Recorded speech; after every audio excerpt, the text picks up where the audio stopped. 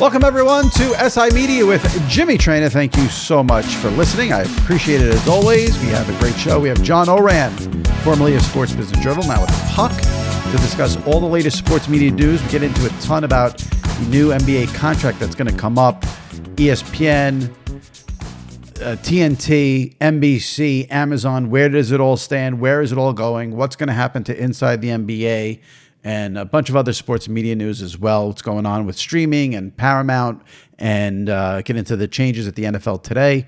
So good conversation with John Ourand about all the latest sports media news. And then, of course, we have Sal Licata for the Traina Thoughts segment following Ourand. Before we get to it, just a quick reminder, if you've missed, the schedule's been a little off the last few weeks with the SI Media podcast. We're back in the groove now. But if you've missed any recent episodes, go into the archives, check them out. We had John Sterling, the legendary voice of the Yankees, who just retired, on the podcast last week. Malika Andrews from ESPN was on the podcast a couple of weeks ago, along with Cody Rhodes, the new WWE Undisputed Heavyweight Champion, after finishing his story at WrestleMania. So if you missed any of those podcasts, check them out in the archives. Make sure you subscribe to SI Media with Jimmy Traina. And if you can, rate and review on Apple. That helps tremendously. All right, let's get to this week's show. John Ourand on all the latest sports media news, followed by Sal Licata and Traina Thoughts. All right here, right now, on SI Media with Jimmy Traina. All right, joining me now, SI Media podcast regular. However, this is a little different. First time he's here as a senior correspondent for Puck, but he's still breaking all the big sports media news. And we will get into all of it with John Ourand. John, how are you? Jimmy, it is great to be here. It's great to see you back on after the week hiatus you had. This is an important pod in the business, so people listen to it. I appreciate that, and it still surprises me to this day that people listen to it. And some of the text messages I got when I was not on for a week still shocked me to this day. So it's good to know that people are listening. All right. So there is a lot of sports media news to get into. We'll get into it all, but I got to ask you, like I said, this is your first pod with me as a senior correspondent with Puck. What made you make the decision to leave Sports Business Journal, where you are for a long time, and join Puck? Jimmy, it was an agonizing decision. I was at SBJ for 18 years. And I legitimately thought that I was going to retire as SBJ's sports media reporter. It was a great place to work. I thought I did a pretty good journalism there. But I'd been talking to Puck, and the more I looked at Puck, and I really like what they do. The thing I like especially about Puck is, like, if you're reading my newsletter, and I point you to a Bill Cohan piece on Paramount, you can be certain that he's talking to Sherry Redstone or he's talking to Jerry Cardinal. If I point you to a Matt Bellany piece on Hollywood, he's talking to the heads of the studios. I mean, the people that write for Puck are the best of the best of they're just inside on, and I really enjoyed that. And I just think working with those types of people is been just a really happy benefit of joining Puck. So I've been there for 3 months now. It's been a hoot so far. It feels like 3 years. Right. So I'm on the hamster wheel, as they say. And give the listeners a little synopsis of what they can expect from you. You're doing the same thing you did at SBJ. I know you're doing the sports media, you're breaking a lot of news, you're talking, but tell them how often it comes out, what they can expect. Give a little plug for your thank product. You. So it was it's called The Varsity. It's a newsletter that comes out on Mondays and on Thursdays in the early evening. And it's really about sports business. I'm trying to go a little bit beyond sports media. And so I was reporting on like a Dolphins team sale that went awry. My first break was about, and by the way, I can't wait to talk about the Orioles Yankees with you, Jimmy. My first break was my second day on the job, the Orioles sale to David Rubenstein from the Angelos family. So that was I'm trying to expand a little bit more, but my bailiwick and my sourcing is especially deep in sports media. Well, sports business and sports media combined for a big story that you broke about ESPN retaining rights for the NBA. This is the big sports media story of the week. There's a lot to get into here. It's interesting. Tell me if I have this wrong. I feel like you broke the story of ESPN and the NBA agreeing to a deal, and the finals will stay on ABC and ESPN. And then we had Marchand, your old partner, which we'll get into, break the news of the Amazon deal with the NBA. And then the Wall Street Journal and Joe Flint broke the news of NBC making this unbelievable bid in trying to get the NBA away from Turner, which is Warner Brothers Discovery. I say TNT. Do I have all that right? Because I always want to credit the proper people, because I hate when I'm not credited properly. Yeah, well, it was fun. So I did get the ESPN piece of it, a handshake agreement, and then Marchand. This is like when we were hosting the podcast together. We had a fun competition between us. So I broke the ESPN piece the very next day. Marchand got the Amazon piece, where they came to an agreement for what's been described as like the C package, and then good. And then Joe Flint at the Journal came in with the numbers behind it, which were difficult to get to. So he had NBC at $2.5 billion, which is more than NBC pays for the NFL. Yeah. That's a shocking number. So let's take it one step at a time, and we'll get into all of it. So let's start with what you broke, which is that ESPN, ABC, Disney, they will keep the A package. So that means they'll have the finals. Now, the NBC deal that Joe Flint reported is that NBC is offering the $2.65 billion. Do we know what ESPN's paying the NBA? I've heard some numbers, but everything right now is really fluid. So I'm trying to stay away from the numbers. But they're in the billions. There's a B, definitely. Yeah. There's a B, and then there's an S at the end. Absolutely, right, right. Do we know if ESPN will use any of the games to be ESPN Plus only? Right now, they don't put NBA on ESPN Plus only. Everything's on ESPN, ESPN2, ABC. Will they try to beef up ESPN Plus, do we know, by putting any games exclusively on there for the NBA? I don't have the answer to that. And I'm not sure if that's if they're going to be looking to do something. There's a whole story that's been untold that nobody quite knows the answer to about what's going to happen to ESPN Plus, because at the next fall, ESPN is going to take their flagship, all their ESPN channels, and take that direct to consumer. And so are they going to have a direct to consumer with ESPN and then have Plus on the side there? Probably not. You would think that they're going to try to fold Plus into ESPN, but that really hasn't been decided yet. So if they maintain Plus as its own entity, yeah, I think you can bet that there's going to be an exclusive game or two on there. Okay. But if it gets folded in, it's all everything that's going to be on ESPN anyway. And then the Amazon deal is for the C package. So they'll C package. That's what it's been described to me as. They're going to have deep playoffs. There's a question about whether or not they're going to have a conference final or not. The likelihood is they'll have it maybe every other year, because ESPN certainly is. ABC is going to have one of those conference finals. Right. And so that's the big question: is how deep into the playoffs are they going to get? Okay, so that's interesting, because let's say hypothetically NBC got this package for $2.65 billion. They're not going to have a conference final in there every other year? That would be crazy. That's why everything's so fluid now with it. So you have to wait. But if you look at the NBC bid, the thing that the NBA would like about the NBC bid is the idea that it's going to have NBC, the broadcast television network. Right. The thing that NBC really likes about this bid is the idea of taking exclusive games and putting it on Peacock, their streaming service, because they're trying to build up Peacock as much as they can, and Paramount Plus and Peacock and ESPN Plus, they've all found out that if you get live sports, you generate a lot of subscriptions off of that, just with passionate fans. And one thing they found when they had the wild card playoff game on the who was it, the Chiefs, the really cold one, who did they Chiefs play? And Dolphins. The Chiefs Dolphins. Yeah. A lot of people signed up, and there was question about whether they would sign up and then leave. huge percentage of the people that just signed up for that game stuck with Peacock. So, there is reason for them to push that. This is totally off the beaten path and not has anything to do with what we're discussing. But do we know is there any chance that WWE Network would leave Peacock? And the only reason I'm asking is from a selfish standpoint, because the day the WWE Network leaves Peacock is the day I'm going to cancel Peacock and never go back.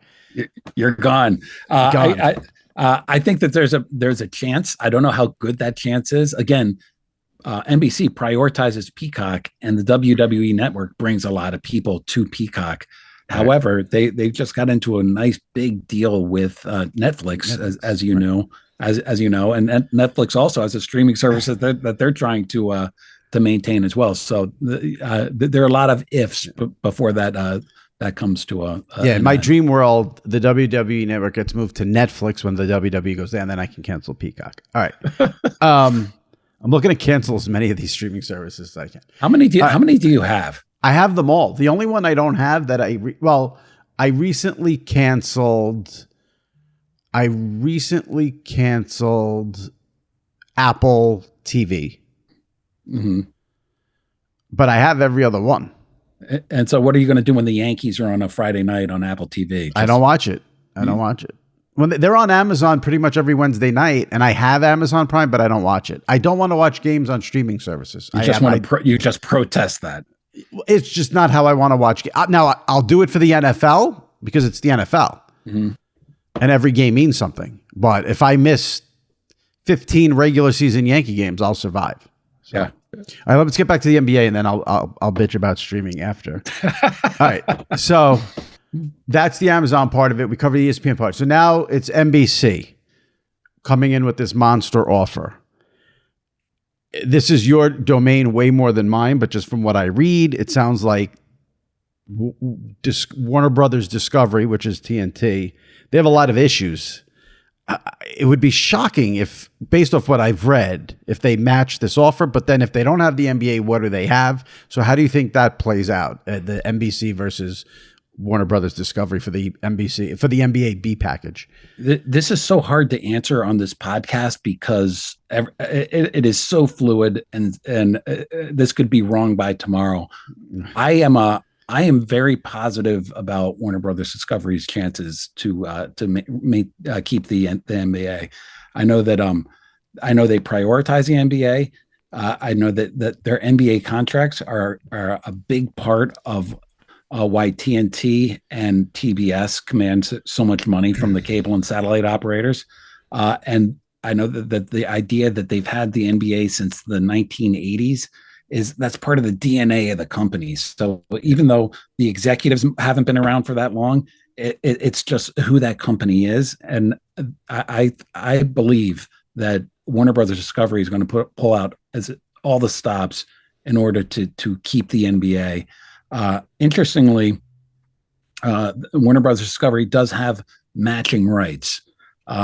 I love saying that they have matching rights because I don't know what that means. So it could be something as simple as, okay, if NBC is paying this amount, they can match that amount. Or it could be something more convoluted to say like, well, NBC has this broadcast network and you don't. So then what happens then? And you could see a lot of I'm surprised we haven't seen it yet, but the Turner CBS on the NCAA tournament, and Turner and NBC, they combined on NASCAR, half a quarter century ago. And so we have seen that happen before. I'm surprised that there hasn't been a partnership, or at least talk of a partnership yet, but we'll see how that sort of transpires. The idea that they do have matching rights, though, is a big plus for Warner Brothers Discovery. Okay, that's good to hear. Because I thought Warner Brothers Discovery, I've heard that they have a lot of issues.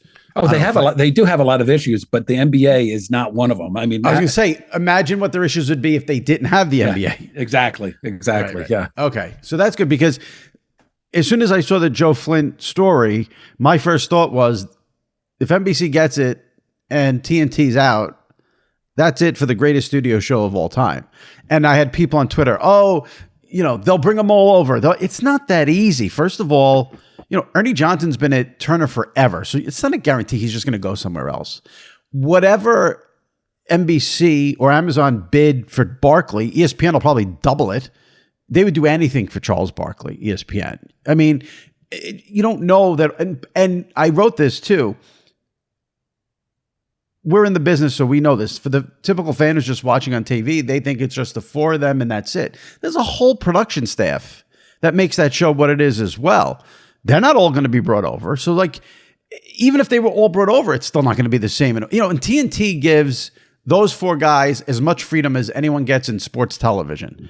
It's going to be that way at NBC. NBC, they're going to rush. They're on till like 2:00 in the morning during the playoffs. NBC's going to rush them off for Jimmy Fallon. So it's not going to be the same thing, even if all four were brought over. And I even think there's no chance. I mean, I'd be, people saying Amazon would bring all four over. Okay, fine. All four on Amazon. No one's watching them on Amazon during the regular season, maybe in the playoffs, but no one's going to watch, no one watches regular season NBA now. You think you're going to do it on Amazon?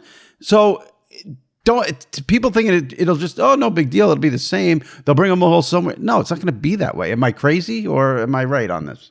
Well, I always got frustrated when ESPN changed its studio show, NBA studio show every couple of years, it seemed, because they were always competing against inside the NBA.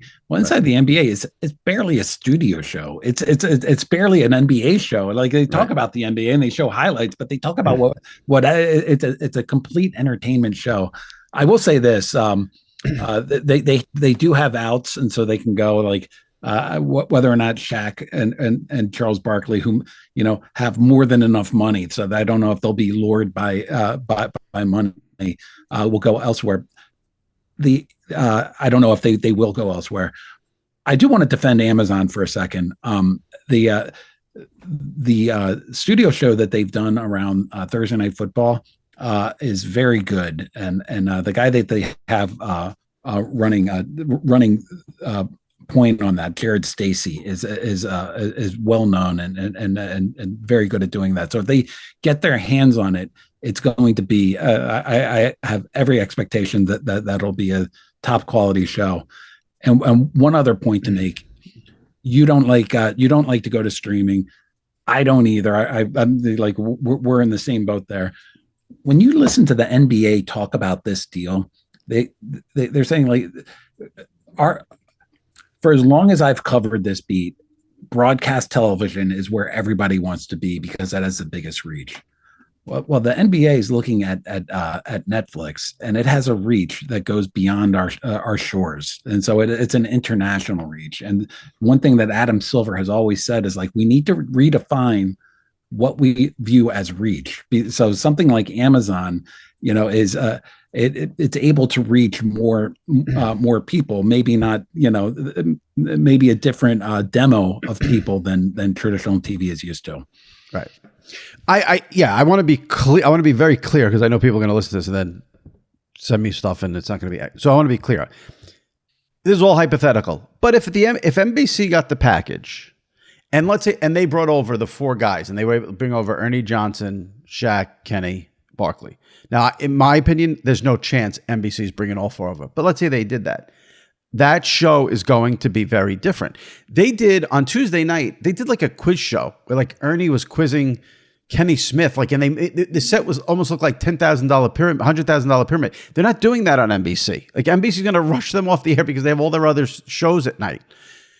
Now, piggybacking off what you said, let's say Amazon. Now I think there's a way better chance that all four would go to Amazon than NBC because Amazon has unlimited money. Amazon doesn't have a sports talent staff. So they can take those four guys, bring them all over.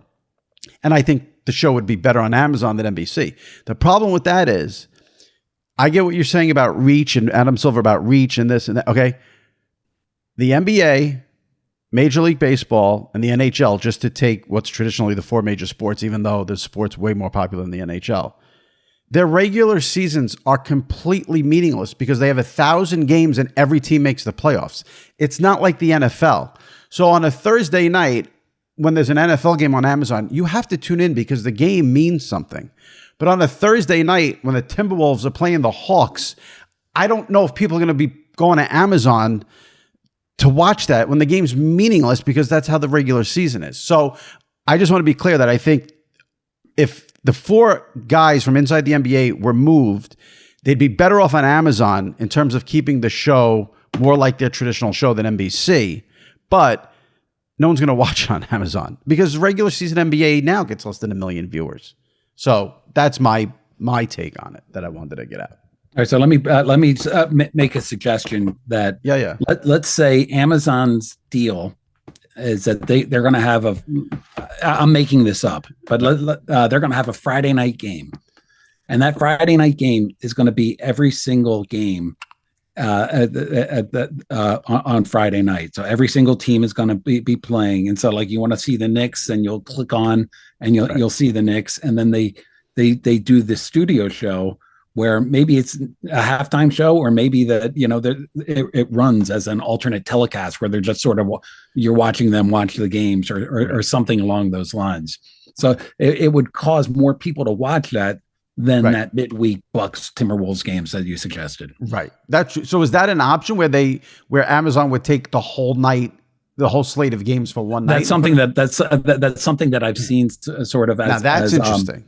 That's interesting. I don't know if that's what Amazon has actually agreed to, but as the RSN business, the regional sports network, and by the way, you knew I was going to bring up the RSNs at some point. It took 28 minutes, Jimmy. I finally did it. Yeah. But as it implodes, the NBA has all these local rights to deal with, and if they can package those local rights into doing something along those lines, and that's what streamers were made for. Right. Yeah, that's different. That's a whole. If you took every NBA game on a Friday night and put them all on Amazon, okay, then now you've got something there. Now you have to watch the Knicks. Yeah. Now you have, now that makes it. And here's the other thing: if those 4 went to Amazon, they can do a post-game show for 6 hours because Amazon has no programming it needs to bump them for. And NBC, they're going to get bumped because they have the local news. They have, like I said. Well, also, like in NBC's defense, like they could say, like, look, go to USA Network if you want to watch them on linear TV, or go to Peacock. And then that's what they're going to do. Peacock, right. Crazy. All right. I think we covered everything we need to cover about the NBA. What do we have like an ETA on when we'll get like official, like, because you're saying it's all fluid still. When will all this be wrapped up? Do we know? I don't know. Originally it was something that would come probably in the summer, but that ESPN agreement came pretty quickly. Turner during the exclusive negotiating window, that moved really quickly. I wouldn't be surprised if it took a couple of weeks, but like I said, I'm at the mercy of everybody agreeing on everything else. Of course, NBC, they announced this week that starting in July, the price of Peacock has been raised. $13.99 if you want. $14 a month for Peacock with no ads. $14 a month. I mean, if you like 1 or 2 sports, it's not a problem. If you like 4, 5, 6 sports, God bless you, because you're paying through the roof. As everybody wanted to pay for only what they watch, we're getting ready. In the business, they call it the great rebundling, and we're going to see all of these streaming services sort of rebundled to where you can almost buy them as a cable package. If you want. I feel like I've been hearing that for 2 years now. When is the great rebundling going to happen? I've been waiting. I know. I've been waiting too. Thin. Yeah. Let's see the Paramount sale through and figure out from that. I want to get to Paramount in a second, but let me just wrap up so do you tell me because so many, like, it's really unbelievable how the TNT NBC thing is really tied in with the inside the NBA and those 4 guys with Ernie, Kenny, Shaq. Do you think Amazon could bring all 4 over? Do you think NBC could bring all 4 over? You think no chance NBC brings all 4 over? Maybe Amazon can do it. What's your take on the studio show? If Warner Brothers Discovery has a successful bid and continues it, then nobody's bringing them over. Right. If Warner Brothers Discovery gets X'd out of the NBA completely, then yeah, they're free agents and they're the top free agents in terms of sports media. So I could see everybody bidding to bring them over. But I mean, bring them over together. Bring them over together. Well, I was about to say, I don't know.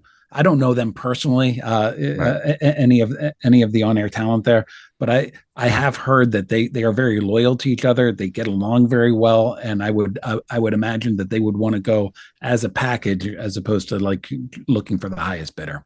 Okay.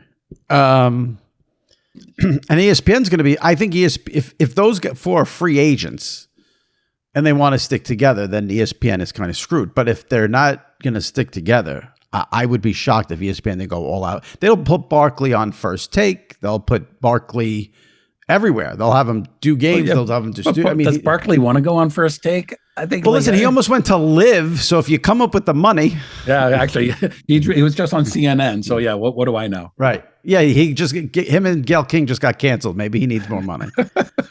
All right. Well, you mentioned Paramount. What does the sports fan need to know about what's going on at Paramount? How can a sports fan be impacted by what's going on at Paramount? So here's my 2 cents. One is nothing. They're going to be able to watch CBS Sports Network or or stream for the foreseeable future. My 2 cents, and this is a total opinion, is that if Redbird Capital and David Ellison, if they end up winning the bid, then they're going to invest in the streaming service. They're going to invest in the network, and that everything is going to continue pretty much as is for a sports fan. If Apollo ends up winning this bid, Apollo is known for cutting costs and slashing, and the idea of Paramount Plus moving forward as an ongoing concern is something that I would be concerned about. And so there could be that could be an area to look at there. But right now we're way too early in the process to make any kind of grand statement, though. There's not a lot, but there's like a ton of soccer on Paramount Plus, correct? Yeah, I mean they've identified the NFL, because the NFL is the NFL, and soccer as the two big sports that bring people to streaming services. Right. All right. Speaking of CBS and changes there, came out this week. Boomer Esiason, Phil Simms out from the NFL Today. Matt Ryan in. I sort of got why maybe they'd want to part ways with Boomer and Phil just because they've been there forever. Maybe they're looking to get younger. I'm sure they both make big money.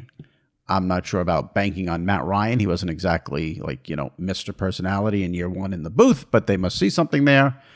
Do you know the reasons behind making that switch for CBS? I don't. I do know that they wanted to keep that studio show through the Super Bowl, because they had the Super Bowl this year, and they were able to do that. And I do know that David Burson is taking over for Sean McManus as the head of CBS Sports. And David has, David's learned at the elbow of Sean McManus for the past decade or so, but he has his own ideas. So this is a sort of a way for him to sort of put his stamp on a studio show as well. So it didn't come to me as a big surprise. They had a nice long run. They went through the Super Bowl, and now it's sort of a way to sort of retool and move forward. The one thing that CBS didn't really reveal, which I was curious about, was that J.J. Watt did the show as a part-timer. I think he only did 10 shows. And they didn't say if he's going to be full-time and do it every week next year, because that would be the piece of I thought JJ was very, very good.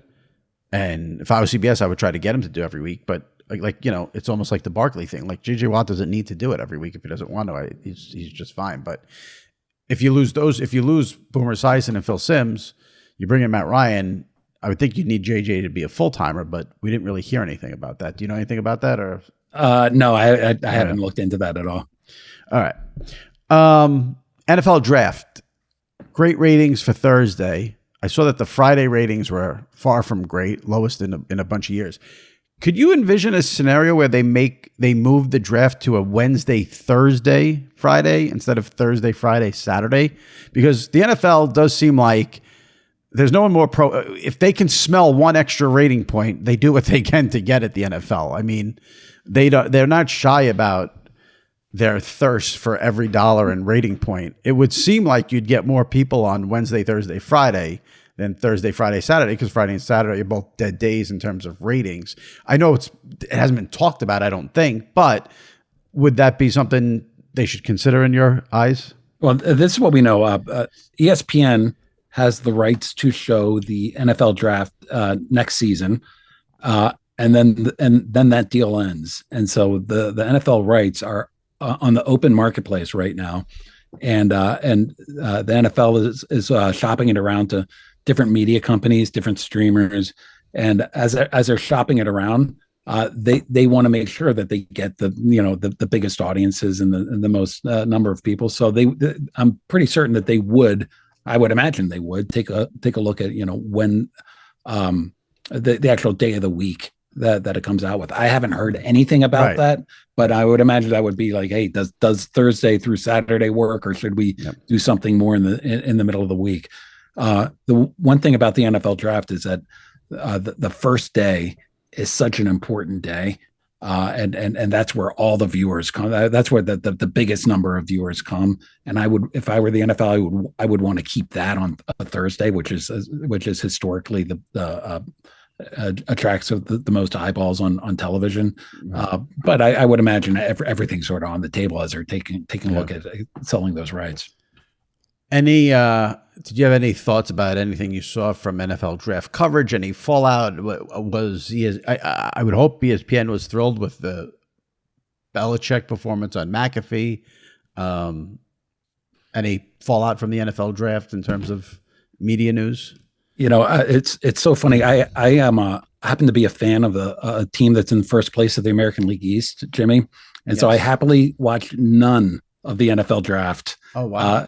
Although I did see that Belichick did well, that Saban did well, but I was watching Adley Rushman and Gunnar Henderson and the boys in orange and black. You're more anti-streaming than me, because the NFL draft is like the perfect second screen viewing experience, because the Knicks are playing a playoff game that night. So they got the Knicks on the TV. Well, see, so here's what's great. I have Verizon Fios, and on the Verizon Fios cable system, YouTube is a channel.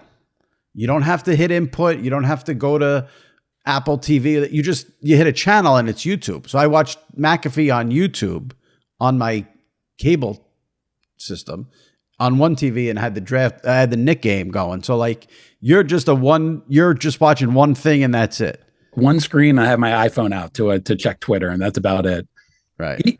Even though Caleb Williams was a product of Gonzaga High School here in DC, which is my alma mater. Since you brought up his name, I can remind everyone that Caleb Williams has blocked me on Twitter, and I've never tweeted about him. I've never tweeted about him. What was the one tweet? You did have one tweet, right? Yeah, the one tweet was a video of Chris Mad Dog Russo on First Take calling him Caleb Williams. And my tweet, and I did not mention Caleb Williams, so I don't know how, he doesn't follow me, how's he going to see it? And I think my tweet was like, Chris Russo is so bad at pronouncing names, he even messed up an easy one like Caleb Williams. So that cannot be what got me blocked.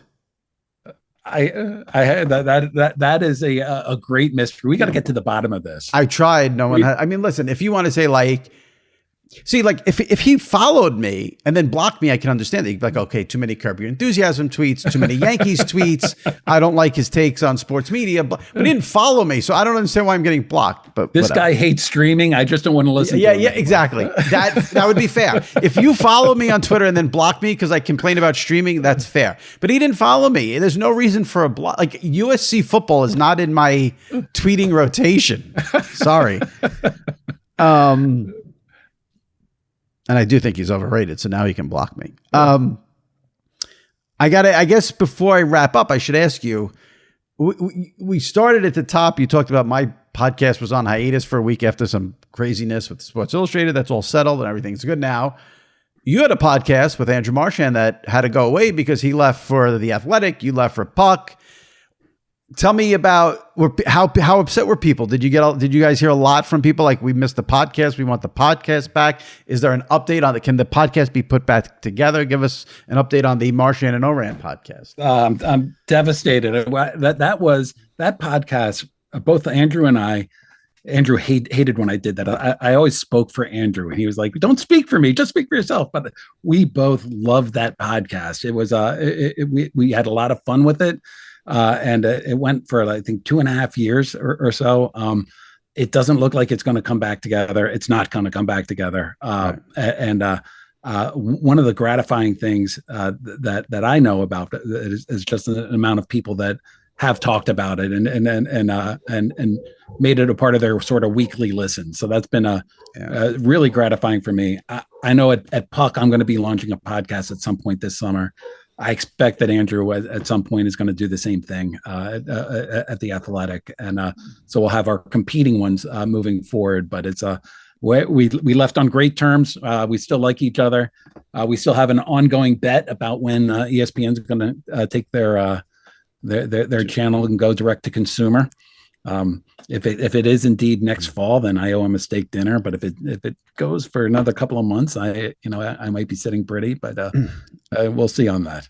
If you feel really passionate about it, who's up or who's down, do you text them and do you say like, I would give this guy a huge who's up this week? You know what's so funny? We did during all the NBA stuff. We've had a lot of calls where we rant, and at some point one of us is going to say like, God, we should do a podcast together. Right.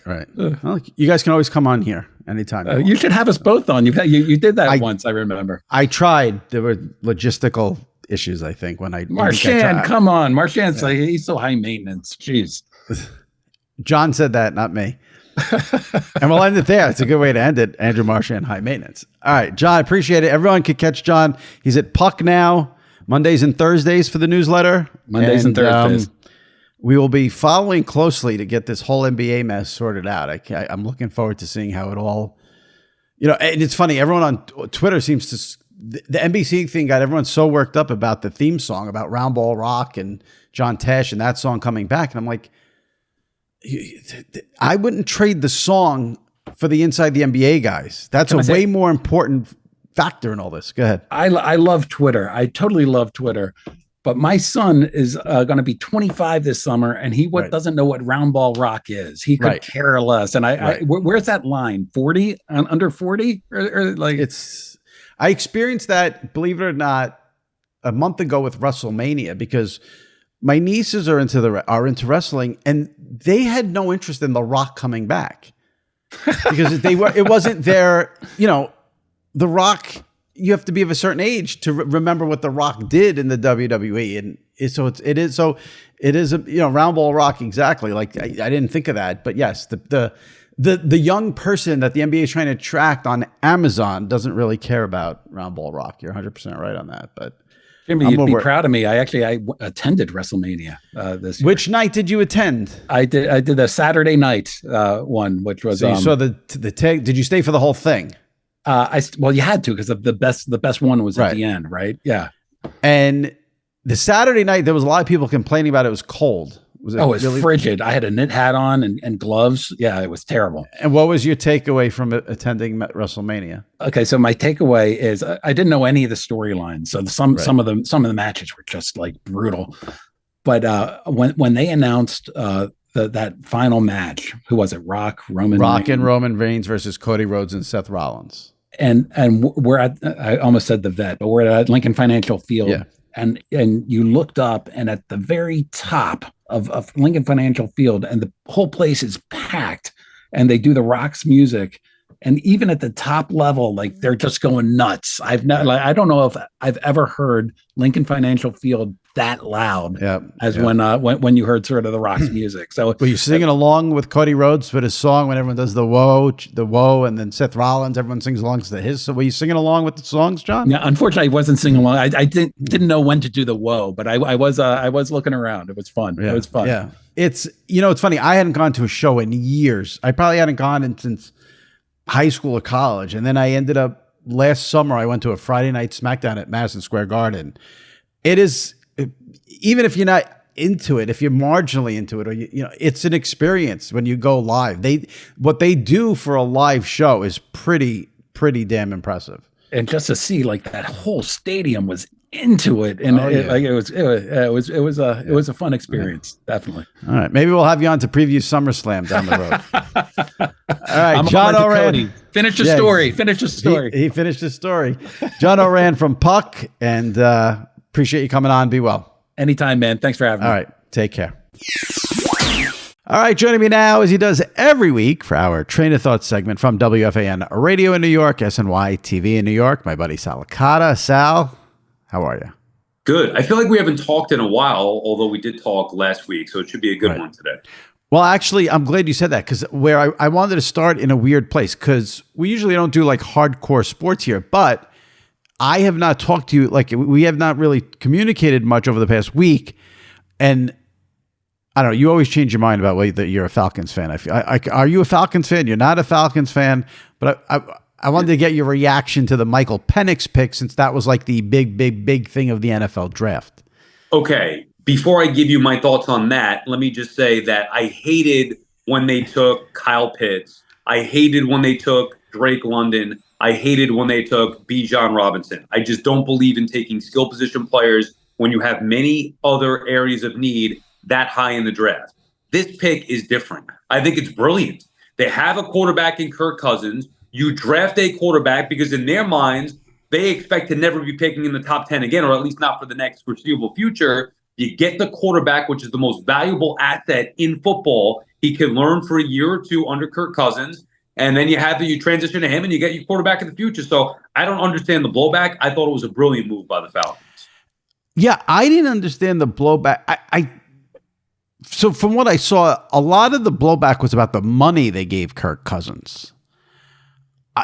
But I don't think money before they took Penix, so I don't understand what the problem is then. Well, the theory is if you're going to give Kirk Cousins all that money, why are you drafting a quarterback? Go get someone who can help Kirk Cousins. Michael Penix isn't going to help Kirk Cousins. I don't think Kirk Cousins is that good. I think he's okay. I think he's okay. So if you want to get a quarterback for the future, I have no issue with that. It's not like you have Tom Brady. Like, he's Kirk Cousins. Like, I mean, what exactly has Kirk Cousins done? Where he's pissed off they drafted Michael Penix. Kirk, you've done nothing. That bothered me more than anything, the idea of his camp was upset. Who the fuck are you? Well, you just got here for 5 minutes. His camp's upset? Why? He's the starting quarterback and get paid $100 million. If the agent is upset, fine, because that's how agents are. They're all going to – they have no credibility to me, so it doesn't matter. But in terms of Kirk Cousins, like, how long do you think you're going to keep playing? Isn't he 35 years old? Right, and coming off a season-ending Achilles injury. Like, what the Atlanta Falcons did was brilliant. I don't understand how anybody could see it the other way. You need franchise quarterbacks. By the way, teams now like, they could have traded down. Bullcrap, they could have traded down. Somebody would have traded up to take him shortly thereafter. So you have your opportunity to get a guy that you believe in. You go do it. Teams now are dying for quarterbacks. Teams that need quarterbacks have a hard time getting them because they don't want to trade up because of the cost of it. So if you're there in a spot and you believe in the guy, and they did. Like, the Giants believe more in Daniel Jones than they did Michael Penix. That's on the Giants. The Falcons believe that Penix is going to be the quarterback of the future, which I think is brilliant when you already have a quarterback now and can transition as opposed to hoping that he could be the guy and throwing him to the wolves. The problem the Falcons had was signing Kirk Cousins. That was their mistake, not drafting Michael Penix. Correct. Although I do like the setup of build the foundation, have Penix learn for a year. And I know that he's older, so you don't need that. But yes, if you're going to rip anything about them, get on them for signing Kirk Cousins in the first place. Right. Did you watch the draft? I did. I was actually I was against the Knicks. Right. So I had the Knicks on the regular TV and the draft on the iPad. But I was oddly more into the draft than I was the Knicks game. I think that was Knicks game 3, if I'm not mistaken, where they ended up getting blown out in Philly. But either way, I was more into the draft than the storyline there. Turned out to not be, Giants didn't do much. Jets traded back 1 pick. Not a big deal from a local perspective. And the Penix thing was the most intriguing thing. But yeah, I liked it. Which draft coverage did you watch? Not Belichick. I watched ESPN, I want to say. Mike Greenberg. I don't even remember Greenberg. Who he was the host on ESPN. Yeah, ABC had Reese Davis, Kirk Herbstreit, Nick Saban. Yeah, I had it on, but I was watching the game, and then each pick, like for me, I just saw Goodell come up. I wanted to hear the thing. I wanted to get that feel. And by the way, what are they doing with Schefter? Did you watch Schefter at all or no? No, I watched McAfee and Belichick. Okay, so I do know enough about this. Schefter, before they go to Goodell for the effing pick, Schefter comes on and says, "Oh, looks like the Falcons are going quarterback here." Like, he insinuates the pick, doesn't say it, but insinuates what the pick is going to be. Just let me hear Goodell announce it. I want the surprise. Even if I avoid Twitter, they were still ruining it by insinuating what the pick was going to be. But see, you fascinate me on so many levels, because if I were you in that spot, then I would go watch the NFL Network. I would get off ESPN. I didn't know enough to, again, my primary focus was the Knicks playoffs. Right. Yeah. Why? So NFL didn't ruin any picks ahead of time? Well, Schefter's not on the NFL Network, so I would assume, I don't know if they would tip the pick. They're not supposed to tip the NFL doesn't want ESPN or the NFL Network tipping the picks. And in fact, McAfee got in trouble because he was giving out the picks. What do you call it? Before they were, but McAfee should be able to tip the picks. It's not the real draft show. The real draft show is on ESPN and the NFL Network, but he got in trouble for that. Yeah, well, if they could, whatever. He's going to get in trouble. If they could tip the picks, fine. I just don't want to see that, and it was annoying to me that Schefter did it. Now, the reason why I stuck with ESPN is I like that music. I want to hear the do-do-do-do-do before the draft. I'm only getting that from ESPN, right? I think. I don't know. I mean, now you're really telling on yourself. I think. All right, here's a weird one for you, but you're a baseball guy, so I could discuss this with you. I find it beyond fascinating that Mike Trout can get a torn meniscus, be out indefinitely, and it is not even a blip on the sports radar. If you had the best player in any sport be out for an unknown amount of time because of a surgery, it gets talked about 24/7 nonstop. But the Angels are so irrelevant and so not a factor in the sports world. And he, as the best player in baseball, doesn't have any kind of personality. And it's like, oh, Mike Trout, torn meniscus, out indefinitely. The news just comes and goes. I don't know if it's about baseball, the Angels, Trout, all three. I think it's all three. But like, it's amazing that the best player in a sport can have this kind of injury, be out indefinitely, and it's like nobody cares. It's unbelievable. All right, two things. Number one, he's always hurt. So, like, the news would be, hey, Mike Trout played 158 games this year. So he's always hurt. Number two, I don't think he's a top 5 player in the sport anymore.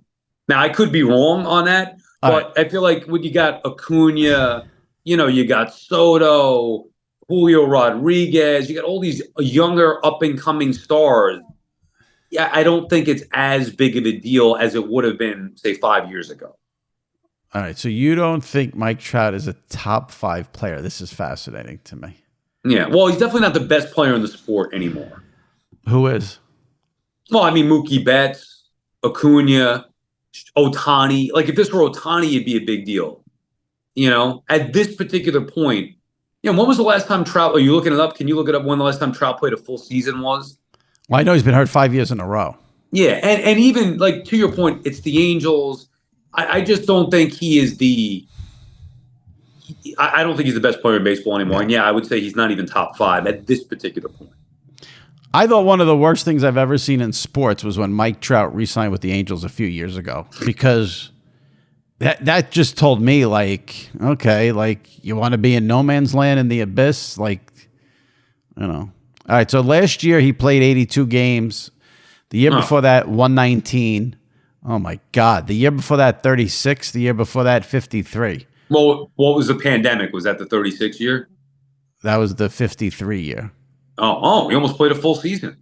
134 in 2019, 140 in 2018. So, yeah, I mean, he's always hurt. Yeah. But I do think that there are younger, better stars, right? And I'm not saying he's not good, but right. Did you see this story this week that Dave & Buster's is going to allow gambling? I did. I'm only bringing this up because I would say Dave and Buster's is like a top 5 place for me that I don't ever want to be in. Isn't that the first place you and I ever met? Oh, I don't even remember. I'm pretty sure it was. I want to say for what? Where we first met. We knew each other through email or through but what the did we internet. do with Dave and Buster's? We just met there and probably had dinner or something. We weren't playing games. I know that. I'm pretty sure we met at Dave and Buster's, and I want to say Farmingdale, if I'm not mistaken. I have no recollection of that, but there are a few, like, it's up there with like Home Depot as like the places I don't ever want to be in as long as I live. I worked at Home It's Depot. so loud. It's so loud. And just the people everywhere with the game. I hate that place. What about your nieces? Do they want you to take them there? I banned them from going. Okay. I will not. I will not take them there. I'll take them. I'll take them to the city. I'll take them. I will not take them to Dave and Buster's. How about the idea of being able to bet on these games? I mean, listen. I can bet wherever I want, whenever I want. I mean, it's not. I've got a Tigers Brewers parlay brewing right now, 2:15 on a Wednesday afternoon. I don't need Dave and Buster's. It is weird though to have it be like legal as opposed to you and I going there. Hey, let's play some skee ball. All right, I bet you it could be. I'll bet you $10 on this round. Like. To do it legally is weird now. I don't think I've ever played the games at Dave. I think the only thing I've ever done there is maybe bowling. They have bowling alleys, right? I think so. Yeah, I think I bowled there a couple of times. I think maybe back when I met you there, it must have been like to watch games because they have a lot of TVs. It was literally our first meeting. We were getting to meet each other for the first time. I don't remember. Hey, you want to go hang out? Let's pick a spot. Probably before we discovered the main event. 100% was before that. Right. Yeah. Right. You're going about probably 20 years ago now, by the way. It's crazy. It's hard to believe. I mean, I'm just trying to think of the concept. So you go to Dave and Buster's and you can make bets on anything that, like, how does it even work? I think it was like the Pop-A-Shot or the skee ball or, things like that. The games that you could go head to head with somebody else. What a degenerate country we've become. Yeah. Yeah. My first thought was Back to the Future, where Biff builds up the entire gambling casinos and all that, and everything else has gone to shit. And that's where we're headed. I haven't been to a casino in ages. I've got to go. My friends, there's rumblings about a Vegas trip in September for someone's birthday. Ooh. But I haven't been to a casino. But you know what turned me? Because the casinos around here got away. They became more and more about like the electronic games. And I need to have a live in-person human being dealer. I don't want to play roulette by just tapping a computer screen. No. Craps I like because, they're throwing the dice. You have people around the table. That's part of the fun. I don't want to just play on a machine. No, you want the real table game action. I'm with you. Right. I can't do the digital stuff. Like, have you ever been to Jake's 58? Because that's by your house. Well, when you used to live here. I've been there, but I've never been there to gamble. Well, what did you go there for? Oh, I met Mike Piazza there. He was doing an appearance. Oh, okay. No, but like it's like all electronic. Hotel, yeah. Right, it's all electronic, right? Yeah, I don't. Yeah. No, I want the dealer giving me the card when I play blackjack. I don't want it on a computer screen. So that's what intrigues me about Vegas. Is I would assume they're still fully operational as a. But yeah, I haven't been to a casino in ages. That's what happened with DraftKings and FanDuel. Now I don't need to go to a casino just to play craps. That would be it. The appeal used to be you could go bet legally on, for me anyway, I could go bet legally on sports while I'm in Vegas. Now you can do that anywhere. So right, exactly. I would go just to play craps now. Right. Yeah. Right. Little don't pass, cause some anarchy. Did you see that Jerry Seinfeld turned 70 years old this week? I did. I probably saw your tweet or something, but yes, I did see that. I mean, you want to talk about feeling old. 70, man. Jerry Seinfeld is 70 years old. 70, though, it sounds bad, but I feel like it's not as bad as it used to be, right? I mean, you would never think he's 70 if you saw him like do an interview. Right. Or, he still does his show. I want to see one of his shows at, what do you call it? What's the place in the city? Beacon? Yeah, exactly. Beacon Theater? Yeah. I would like to go see a show there. But it's just, when you see that, I don't know, certain people, I think the issue is certain people you don't expect to be a certain age. Like if you said David Letterman was 70, okay, I could, but like Jerry Seinfeld at 70 is just bizarre to me. Yeah, the one that gets me is Adam Sandler. How old is he? I don't know off the top of my head, but he's getting up there. And even to hear like, oh man, Adam Sandler is 55 or whatever, it's like, holy shit. Sandman is that old? Yeah, he's 57. Yeah, Adam Sandler, 57. Like that's not that bad. 57? Yeah, it's not that bad because we're getting. He plays like a 4-year-old in all his movies. That's why you think it's right, bad. Right, right. 50. He's almost 60. Adam Sandler. Like the day that Sandler turns 60 is going to be a hard day for me. I guess that's how I feel about Jerry being 70. Yeah. We talked about this already, but I'm just going to do it as a reminder because this pod will be out on Thursday, May 2nd. People listen to it over the weekend.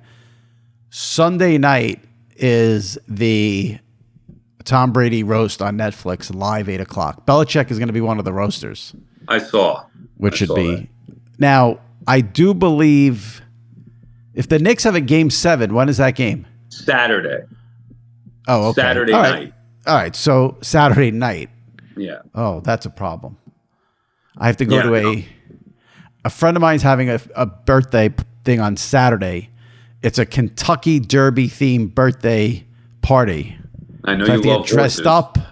Yeah, I don't bet the horses, and I have to get dressed up. That's how much I like this guy because I have to get dressed up. I don't bet horses, and I'm going to miss the Knick game. Wow. Yeah. I forgot it was Derby weekend. All right. And you're into you like betting the horse races. I like going to, I love going to Saratoga. I used to like it a lot more. I haven't bet the races outside of Saratoga in a while. I used to really be into the Triple Crown races. It's an event. I mean, maybe I'll check it out. Maybe I'll watch. I don't know. I'm too busy. It's 2 minutes. That's what I don't like about it. You know me. I need action. There's no action. 2 minutes. It's over. Oh, how are you going to miss the Knicks though? Somebody's going to have that. You can't miss Knicks games. Well, no, the party ends at it's like the party is ends at 7:30 or 8 o'clock. I'm gonna have to just miss the game. There's nothing I can do. Where is it? Nearby? Oh, you know what? Funny you say that. You just reminded me. I've been meaning to text you. It's in Jersey, so I need to find out how close you are. Maybe I'll pay you a visit. All right. There you go. It's in Jersey. I'll text you. I can't believe it. All week I said I got to text Sal to see how far he is from this town. I don't even know what town you're in, and I don't know this town. I don't know. So I'll text you after. What's going on with the house? Anything? No, all good. I mean, other than just the normal, trying to keep up with everything and get everything set. And do you have the TVs the way you want them yet? Yeah, I'm pretty good with that so far. And what are you going with? TV. Optimum? Well, no, I told you my big issue. Yes, we have Optimum, and I don't mind it. My issue is that none of the boxes. Streaming. It's all streaming. Well, if I'm going to do that, I might as well just cut the cord completely. Part of the appeal, if not the appeal about Optimum, is that I want a hardwired box. Right. Connect this box to that cable modem and let me have TV without any issues. So I have to do that. Actually, when we're done here, I'm probably going to call them and try to get them to come do it because it's not like that. Right, because you might as well just get YouTube TV. Yeah, right. I know they don't have all the same channels, but it's a lot cheaper. And you said, why can't they just give you the old box? All the new boxes are all streaming now. Well, I'm going to call and request at least one old box. I need one TV that if I invite my friends over on a Sunday, I know is not going to crap out with the fucking circle, going nuts. I can't deal with it. That was the best last year. The one Sunday I went to Sal's for football, nothing worked. It was not my fault. That was YouTube.